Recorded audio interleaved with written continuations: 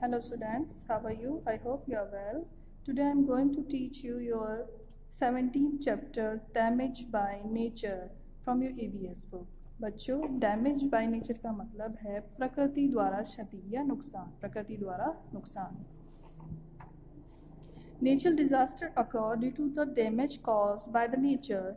The examples of natural disaster are earthquake, flood, drought, tsunami, etc. Let us know how these disasters occur and why. प्रकृति से होने वाली क्षति के कारण प्रकृति आपदाएं होती हैं.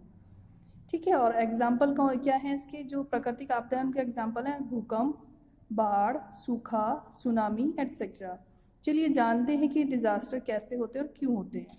नेचुरल डिजास्टर प्राकृतिक आपदाएं. अर्थक्वेक भूकंप. अर्थक्वेक का मतलब होता है बच्चों भूकंप. An earthquake is caused by the sudden shaking of the earth's crust when large masses of hot liquid rocks are pushed under the earth's surface. An earthquake occurs.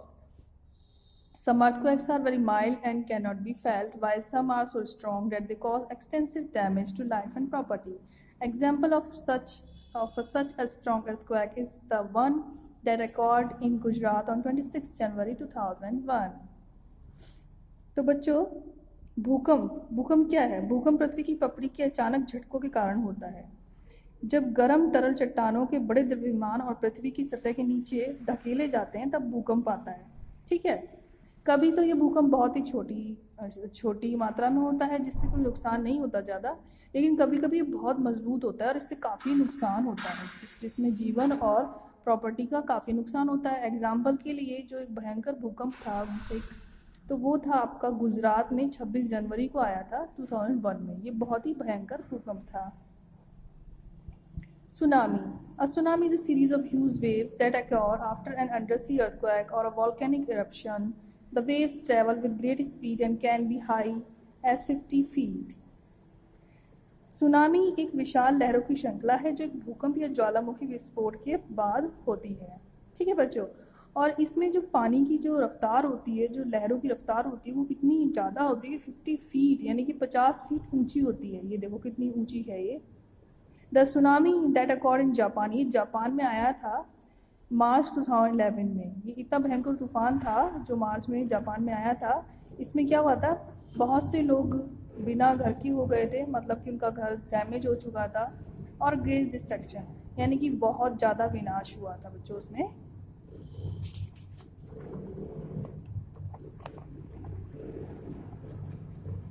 Volcanic eruptions यानी कि ज्वालामुखी विस्फोट. The hot molten rock under the earth forces out of cracks from the earth's crust. This causes volcano. The molten rock that flows onto the earth's surface is called lava. The hot lava causes damage to everything around it. Volcanoes क्या होते हैं बच्चों? Hot मॉल्टन rock. जब धरती के अंदर गर्म चट्टानें जो हैं वो गर्म होती रहती हैं और उसके बाद क्या होता है, धरती जो है और धरती पर जोर पड़ता है और जो अर्थ जो होती है, जो अर्थ की पपड़ी होती है वो चटकने लगती है और उस तब वॉल्केनो आता है. और जब ये आता है तो ये चारों तरफ फैल जाता है. ये देखो बच्चों, ये बहुत गर्म होता है, इसको लावा बोलते हैं. और ये आसपास की सभी जगह को डैमेज कर देता है, नुकसान पहुंचा देता है, उसको क्षतिग्रस्त कर देता है. लैंडस्लाइड्स यानी कि भूसंकलन. Landslides occur in hilly areas. The big rocks, stones and mud slide down the mountain slopes towards valley. Landslides are more commonly in the rainy season. बड़ी चट्टानों और पत्थरों और कीचड़ से पहाड़ की ढलान घाटियों की ओर जाती है.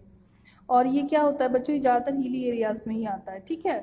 और ये ज़्यादातर कब होता है? रेनी सीजन में यानी कि बारिश के मौसम में. The Himalayas and the north eastern hilly areas are more prone to landslide. Deforestation is a major cause of landslides. इसमें क्या होता है बच्चों, जो हिमालयस है, जो नॉर्थ ईस्टर्न हिली एरियाज है, वहाँ पर ये ज़्यादा होते हैं भूसंकलन. और वन कटाई इसका एक बहुत बड़ा रीज़न है. वन कटाई यानी कि जंगलों के काटने से ये ज़्यादा होता है. फ्लड्स यानी कि बाढ़. Floods occur when the water in rivers and lakes increase due to heavy rainfall and flows to the nearby land. Floods क्यों आता है बच्चों? जब आसपास की जो रिवर्स हैं, लेक्स है, उसमें पानी की जो मात्रा होती है वो बढ़ जाती है. हैवी रेनफॉल से क्या, हैवी रेनफ्लो होता है तो लैंड जो धरती होती है वो पानी से भर जाएगी. Melting of glaciers due to global warming is another cause of floods. Glaciers का पिघलना भी जो कि ग्लोबल वार्मिंग की वजह से है, ये भी एक जो है बाढ़ का बहुत बड़ा कारण है। Floods cause damage to the crops, animals, property and human life. When flooded water recedes, epidemics like malaria and cholera break out. Floods क्या करती है, हमारी फसल को बर्बाद कर देती है, ख़त्म कर देती है, मतलब कि क्षतिग्रस्त करती है, जानवरों को ख़त्म करती है, प्रॉपर्टी और ह्यूमन लाइफ यानी कि जो जीवन है वो भी ख़त्म कर देती है। और जो फ्लड वाटर होता है उसमें क्या होता है, शराब और महामारी साथ में लेके आता है, जैसे मलेरिया, क्लोरा, ये सब कुछ वो लेके आता है। ठीक है, फिर है ड्रॉट। ड्रॉट माने सूखा। ये देख रहे हो आप, धरती भी कैसे सूखी हुई है, इसमें दरारें पड़ी हुई हैं। Drought caused by the reduction in water level where no or very little rainfall across for many years. Drought होता है पानी की कमी के, पानी का जो लेवल है वो कम होने से, और जरा सी भी बारिश कई सालों तक ना हुई है। Droughts are common in the desert region of Rajasthan. ये जो सूखा पड़ता है ज़्यादातर राजस्थान में होता है। Crop failure cause due to the drought. Drought में resulting in the famine. Drought में क्या होता है बच्चों की, जो क्रॉप का सिस्टम होता है वो बिल्कुल फेल हो जाता है, फसलें तो उगती ही नहीं है। Famine as a condition when people do not get enough food and due to the hunger. और फैमिन एक बीमारी होती है जो कि इस कंडीशन में लोगों को खाना ना मिलने के कारण, भूखे रहने के कारण हो जाती है। Consequences of nature disaster. अब देखिए नेचर डिजास्टर में क्या क्या प्रभाव पड़ते हैं। Nature disaster have an adverse effect on our life and property. जो प्राकृतिक आपदा है इसका विपरीत प्रभाव हमारे जीवन पर और हमारी प्रॉपर्टी पर पड़ता है। Loss of property in life occur. Some people become handicapped for a lifetime. हमें प्रॉपर्टी का भी नुकसान होता है, लाइफ का भी नुकसान होता है, और कुछ पीपल तो हमेशा के लिए हैंडीकैप्ड हो जाते हैं, मतलब कि वो किसी का हाथ चला गया, किसी का पैर चला गया, इस तरह वो हैंडीकैप्ड हो जाते हैं। Damage to dams, roads, crops and houses. जो डैम्स हैं, रोड्स हैं, फसल हैं, घर हैं, ये सब भी डैमेज हो जाते हैं, क्षतिग्रस्त हो जाते हैं। People become homeless. पीपल घरों के बिना हो जाते हैं, मतलब उनके पास घर भी नहीं रहते। Service like electricity, transport, water supply etcetera get disturbed. मतलब कि जो इलेक्ट्रिसिटी यानी कि बिजली है, पानी की सप्लाई है, ट्रांसपोर्ट है, ये सब कुछ डिस्टर्बटेड हो जाता है, मतलब कि सब अस्त व्यस्त हो जाता है। People who survive often suffer from trauma due to the loss of property, bad injuries and the death of their dear once.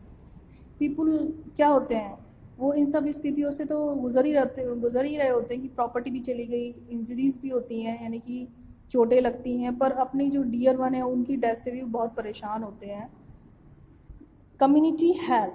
Community help मतलब कि कम्युनिटी किस तरह हेल्प करती है, तो वो इसमें बताया। Government and non government organisations organise medical camps, doctors treat victims at the disaster site. Government और नॉन गवर्नमेंट ऑर्गेनाइजेशंस जो है वो मेडिकल कैंप्स ऑर्गेनाइज करती हैं। जो डॉक्टर्स होते हैं वो आपदा स्थल पर जाकर पीड़ितों की देखभाल करते हैं, उनको ट्रीट करते हैं।